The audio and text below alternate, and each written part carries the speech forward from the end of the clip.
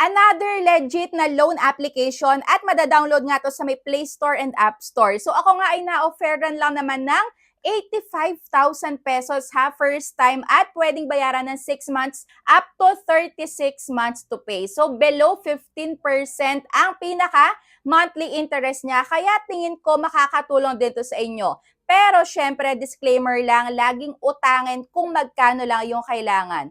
Dahil syempre itong utang na to maaaring makatulong sa atin pero maaari ding makabaon lalo sa stress natin at ayan, baka mas lalong lumobo yung utang natin pagka hindi tayo nakapag-manage ng maayos ng pera natin. So syempre pati na din sa may inuutang natin. Kaya ayan na nga, isang legit na loan application, umpisahan na natin.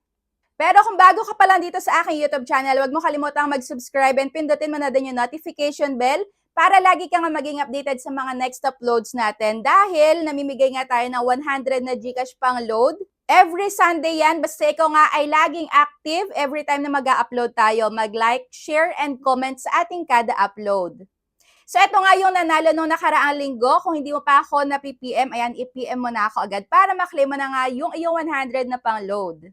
So eto nga, isi-share ko sa inyo, alam ko na alam nyo na din itong loan application na to, pero yung iba sa inyo hindi aware na pwede na ding makapag-cash loan dito. So dito nga pwedeng syempre unang-una makapag-product loan. Dahil eto nga ay walang iba kundi si HC. Ito yung application na pwede kang pag-loanan ng product. Ayan, appliances, gadgets, yan. So yan nga, ang home credit na loan application. So dito, ngayon ko lang to guys na itry ha, ngayon lang I swear. So ito, pwede ko din nga sa inyong ma-share dahil pwede nyo rin tong magamit pagka, ayan, emergency, meron kayong biglaan na kailangan bilhin, gamit ng anak nyo sa eskwelahan, ayan, pang tuition, pwede din dito dahil flexible yung kanyang repayment terms. Ayan, yung loan term niya talagang monthly. So, ipapakita ko nga sa inyo yung mga sinagutan ko. And kagaya na sabi ko sa inyo kanina, madadownload to sa may Play Store and sa may App Store.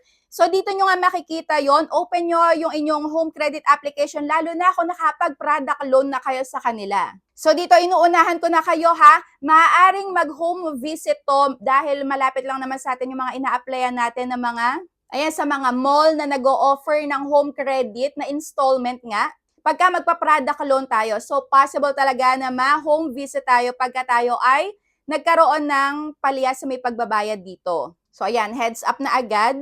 And, ayan, para sa iba, may kalakihan nga yung interest dito. Pero, kung for emergency lang naman yung kailangan nyo, at kung yung uutangin nyo is yung talagang kailangan nyo lang, feeling ko hindi naman siya magiging burden sa inyo. Basta ayon, lagi lang nating tandaan na huwag tayong kumuha ng sobra-sobra sa may kailangan natin para iwas sakit ng ulo. So eto nga, yung akin, pwede na akong makapag-product loan ng up to 111,000. So ako currently, meron ako ditong product loan which is yung aircon. Ayan, dahil sobrang init guys. Ayan, nag-aircon ako dito na home credit. And up to 12 months to pay. So ngayon, ayan, tinry ko na yung kanilang cash loan. Comment down below kung nakapag-try na din kayo ng cash loan dahil alam ko meron na ding mga nakakaalam na to at meron din namang hindi pa alam kung ano ba yung cash loan sa may home credit. So dito nga makikita nyo yan sa may pinaka-homepage ng application nyo. I-click nyo lang yung pinaka-cash loan at eto na yung bubungad sa inyo. So ako nga pwedeng makapag-loan ng 3,000 up to 85,000 pesos. O di ba malaki na to at pwede na ding pampuhunan sa ayan, kung gusto niyo mag-grocery store, sari-sari store, sari-sari store or kung ano mang puhunan sa pang-business, small business, pwedeng-pwede siya. So ganun yung gawin nyo kung mag-uutang man kayo, ilagay nyo dun sa may talaga mapapakinabangan nyo yung pera na uutangin nyo. Or kung meron talagang kailangan bayaran, so go lang kayo.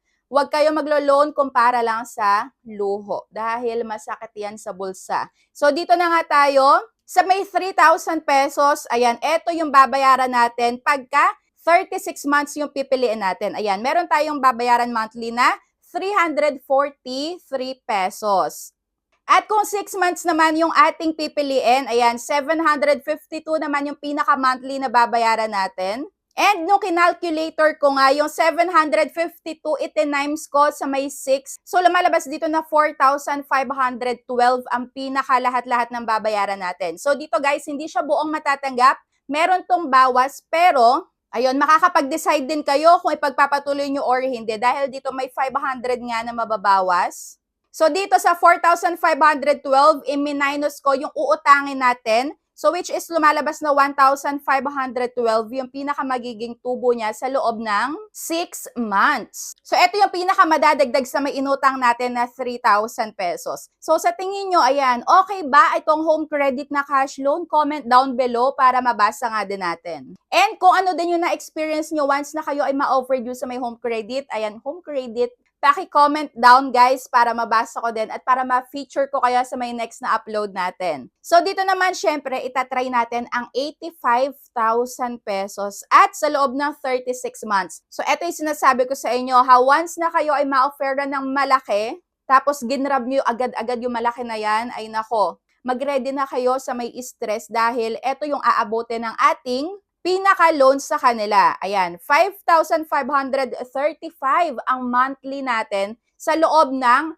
3 taon. Ayan, 36 months. So sa loob ng isang taon, may 12 months. So times 3 yan. Kaya naging 36 months. So 3 taon to. At nung kinalculator ko ulit. So yung 5,535 na monthly natin ha, kung 85,000 ang kukuhanin natin, i-multiply natin sa 36 at ang kalalabasan ay ang pinaka lahat-lahat na ay 199,260 pesos. O di ba? Talagang sobra-sobra na yung pinaka madadagdag dito sa may pinaka-loan natin. Kaya mag-isip-isip kayo kung gaano kahaba yung pipiliin nyo na loan terms. Dahil syempre mas mahaba, mas malaki yung madadagdag talaga. Ayan, dahil talagang nasa sa atin din naman yan, nasa daliri natin yan, nasa kamay natin yan, yung desisyon kung igagrab natin yan, kung ilang loan term ba yung pipiliin natin. Kaya pag-isipan nating mabuti pagka uutang tayo online, kahit nasaan pa yan na loan application. Yan, lagi kayong mag-isip ng ayan, kung ano talaga yung okay para sa inyo. So dito, ayan, napakita ko na sa inyo yung pinaka-aabutin lahat-lahat. At i-minus ko nga yung 85,000 pesos na uutangin natin. So, ito yung pinaka madadagdag sa ating iniloan na 85,000 sa loob ng 3 taon, guys. Tingnan nyo naman, 114,260. O, diba? Kaya kung ako sa inyo, mag-loan kayo kung ano lang yung kailangan nyo. So, ako dito, syempre, i-go natin to, yung 3,000 pesos sa loob ng 6 months. So, ayan, 752.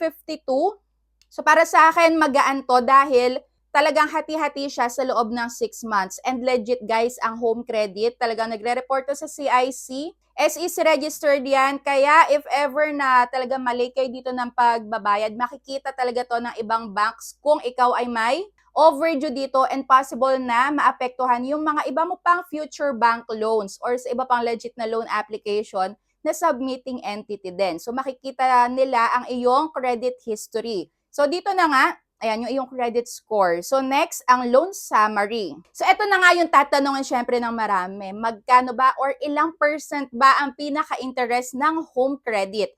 So dito sa loob ng 6 na buwan, mayroon lang naman siyang interest rate na 11% per month, which is sa tingin ko is katanggap-tanggap siya. Hindi siya lumagpas sa may 15% na monthly interest. So below pa. Kaya tingin ko makakatulong din to sa inyo. Basta umutang kayo kung magkano lang talaga yung kailangan nyo. So dito, meron tayong madadagdag na automatic borrower protection which is 62 pesos per month at loan extra care na 99 pesos per month. So ayan na nga, 752 yung pinaka-monthly natin. At ito sinasabi ko sa inyo kanina, hindi natin siya buong matatanggap. Mayroon siyang processing fee na 500 pesos. So dito pala guys, tatanungin din kayo kung ano yung loan purpose, bakit kayo maglo-loan sa kanila. So yung pinili ko na lang is home improvement. So yun yung pinaka-loan summary, talagang choice nyo yan kung ipagpapatuloy nyo guys yung paglo-loan dito sa home credit.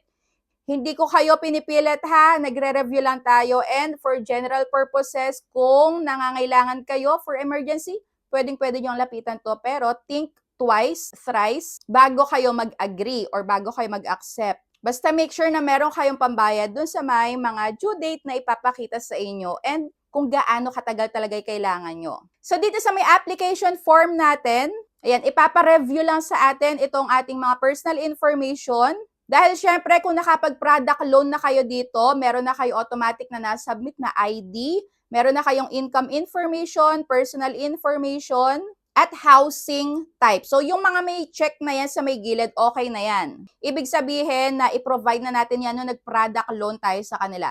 So, itong mga walang check, ito yung kailangan nating i-provide sa kanila, which is kailangan nating mag-selfie, kailangan nating maglagay kung saan di-disburse yung ating pinaka ika-cash loan dito. At ang repayment method, kung ito ba ay over-the-counter auto-debit arrangement, at yung trusted contact persons natin. So, dito sa may bank names, ayan, walang GCash dito guys, kaya mas okay na meron kayong bank, Maribank or Union Bank. So, ayun, parang wala palang Maribank ako nakita. Mas okay na meron talaga kayong bank account dahil doon i-disburse. So yan, lalagay lang yung account number and i-click itong nasa ibaba. At sa may trusted contact persons, guys, huwag nyo lolokohin yung mga trusted contact persons dito dahil may possibility na ma-reject kayo. Make sure na lahat na ilalagay nyo is totoo. So dito, mayroong isa, mayroong dalawa. Ayan, dalawang contact person pero pwede pa daw kayo mag-add ng another contact reference. Para daw mas mataas ang chance na maaprobahan kayo. Pero ako, dalawa lang na yun yung inilagay ko. And ayan na nga, na-submit for approval na tayo. And sobrang bilis lang guys, sobrang bilis. Ayan, congratulations na agad, your cash loan is approved. And ayan, tingnan nyo naman, anong oras ako nag-apply? Alauna na ng madaling araw pero nag-a-approve sila. O, diba? Wala kasi ako magawa. Ayan, tinry ko lang naman ha, tinry ko. Pero, ayan, nag-go nga sila at nag-approve. And makikita nyo na agad kung kailan ba yung due date. Ipapakita dito sa inyo.